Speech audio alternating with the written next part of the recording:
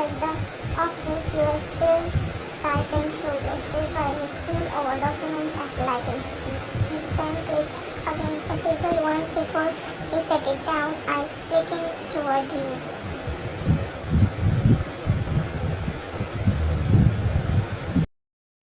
You're slow today. Frowning, not looking up. It's 11 p.m. soon. Humans get tired. Without missing a beat, then don't be human. Be efficient.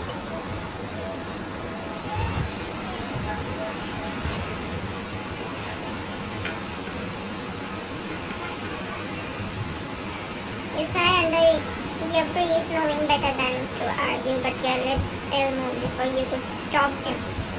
Not everyone can be like you.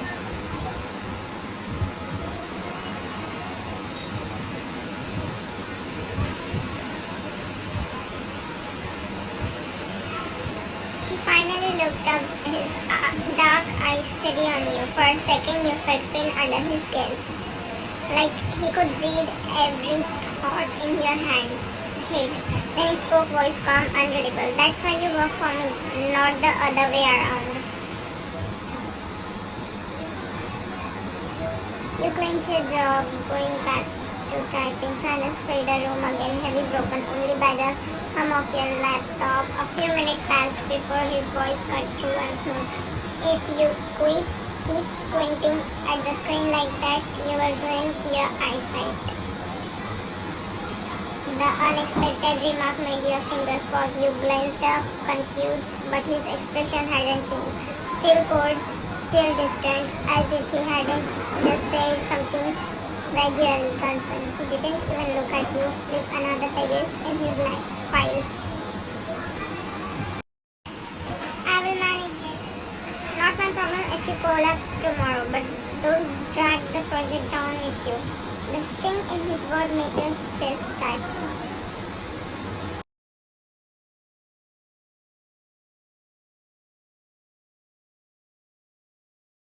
Still, you couldn't help noticing buried in his harshness was something else, something you had never admitted. Forcing a small smile to yourself. Understood, sir.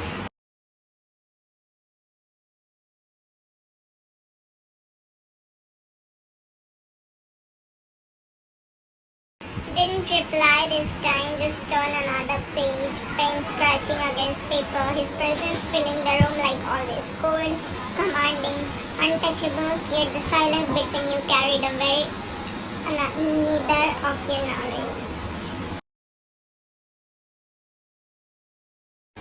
The silence dragged on again, the only sound was the turning of papers in his hands. One shifted in her seat, her shoulders aching, but she kept typing. She reached for the stapler. It slipped from her tired fingers and scattered loudly on the desk. Without looking up. Pathetic. I have been at this for hours. I'm allowed one mistake. He finally lifted his gaze, calm but piercing, like he was dissecting her with his eyes. One mistake here cost a million. Keep that in mind before you excuse yourself. His whole throat tightened, but she bit her lips and forced herself to continue typing. His words were cruel, but they had the truth to them. That was what made working under him so exhausting. He demanded more than what seemed possible, and somehow she still kept pushing.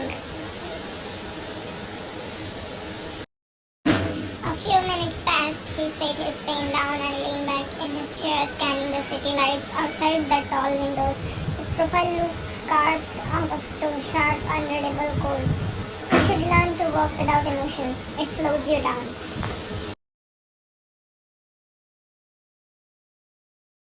Maybe that's why I'm a human and you're not.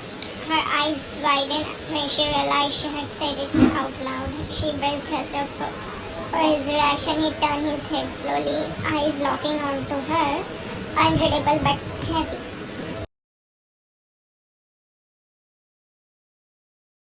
Careful with your words. Smiles follow hard, nodding quickly and bent over her laptop again. The air felt heavier, but he didn't brace further. Instead, he picked up another document, his pen scratching in ruthless efficiency. Still, while couldn't couldn't shake the feeling that he had heard more in her words than she intended. And yet, like always, he hid behind that wall of ice, untouchable.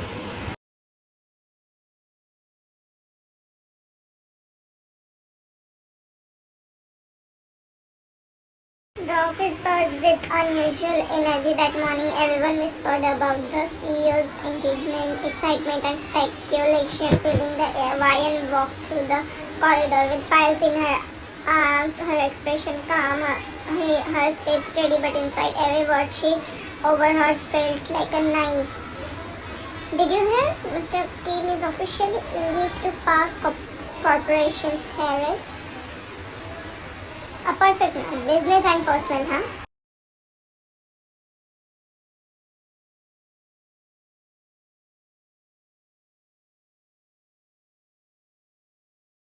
Vine lowered her gaze, her lips pressing into a thin line. She couldn't let her emotions show. Not here, not in front of everyone. She pushed the office door open after.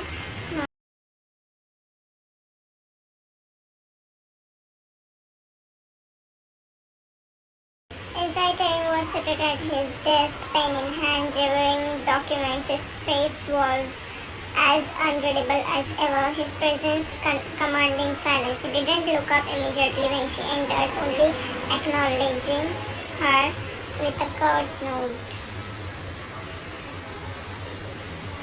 Placing on the file on his desk softly. These are the reports you requested, sir. Her voice was calm, steady, as though the news hadn't shaken her to the core. She stood straight, professional, almost to composed. Time finally glanced up, her eyes lingered on her for a moment longer than usual, searching her face, but she gave him nothing.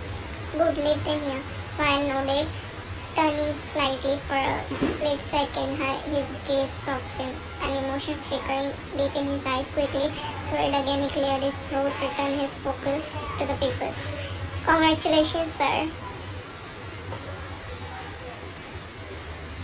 Her words were formal, distinct. She didn't look at him when she said them, afraid her eyes would betray the act inside her. She turned and walked out before he could reply.